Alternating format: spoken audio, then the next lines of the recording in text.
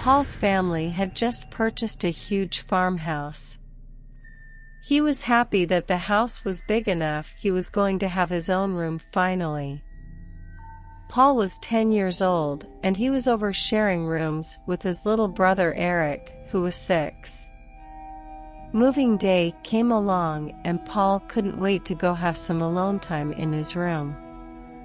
He'd been waiting for this most of his life, anyway. They arrived to their new home. Paul and Eric looked at each other wide-eyed.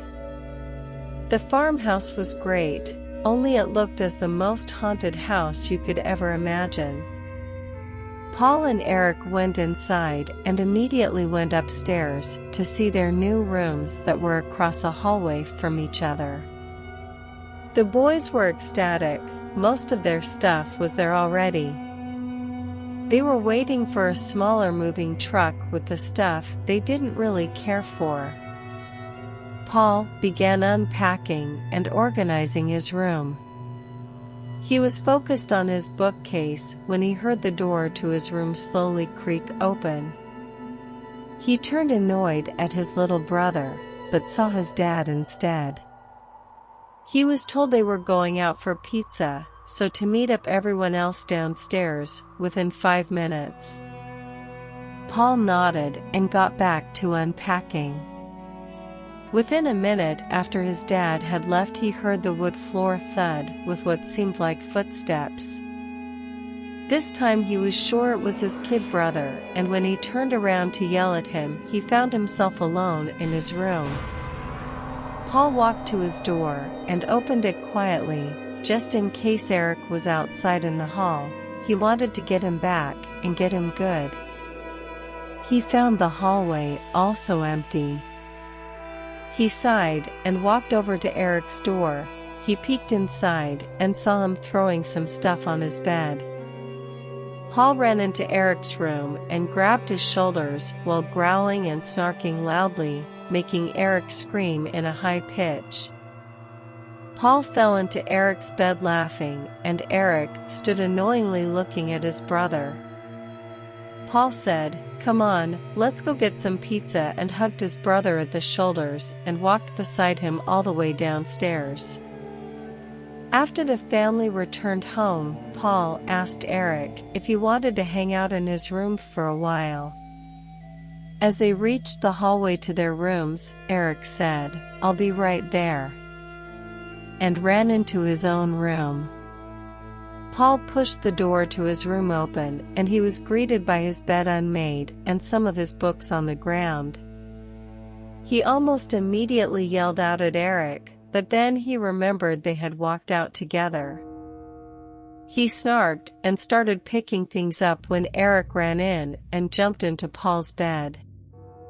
Eric said, "Nice try scaring me, brother." Paul looked up at Eric confused and said, "What do you mean?" Eric then sat up and told him he was grabbing his action figures when he heard Paul snarl and hiss by the door.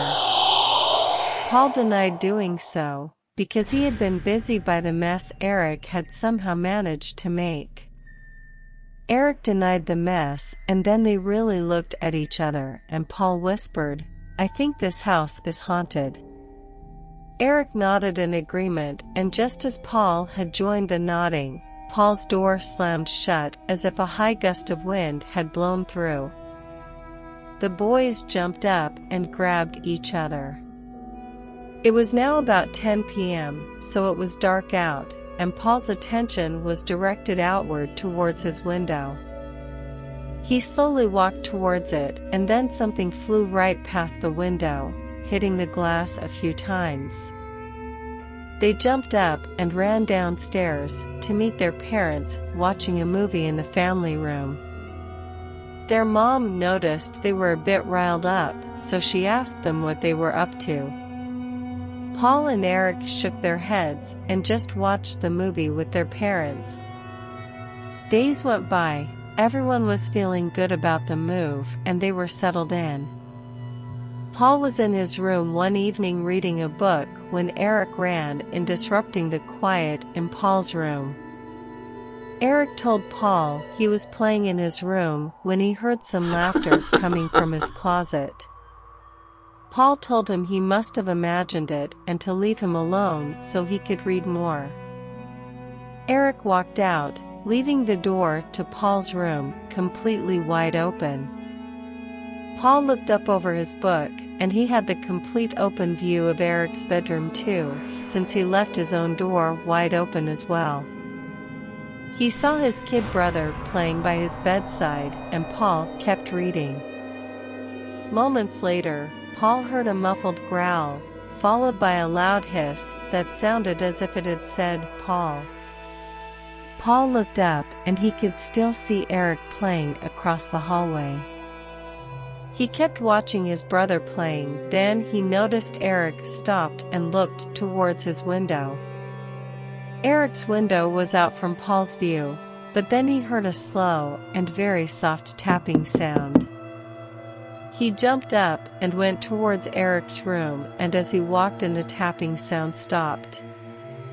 His kid brother looked up at him and said, "There was someone standing right outside the window." Paul shook his head and said, "That's impossible," but Eric stood up and angrily yelled, "I know what I saw," and stormed out of the room and headed downstairs. Paul walked up to the window and looked out. There was nothing anyone could hold on to, much less stand on, by that window. Paul then saw a shadow in the distance by the corner of their yard. Then the shadow made its way into the thick forest behind their home and disappeared. Paul rubbed his eyes and convinced himself he must be tired and imagined the whole thing. He went downstairs to say goodnight to everyone, and as he made his way back to his room, he heard Eric behind him. Eric asked Paul if he could sleep in his room because he was frightened by the shadow by the window. Paul looked at Eric with a shrugged eyebrow and said, "Wait, you saw a shadow? Like an all-black figure?" Eric shook his head yes, and Paul left it at that. Paul told Eric he could only sleep over for that night, and Eric happily went to grab his pillow and blanket from across the hallway.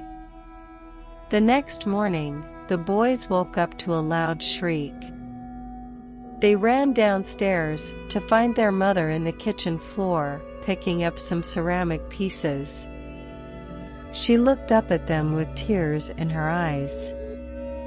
They realized what she was picking up was her favorite vase that had been passed down to her from generations before.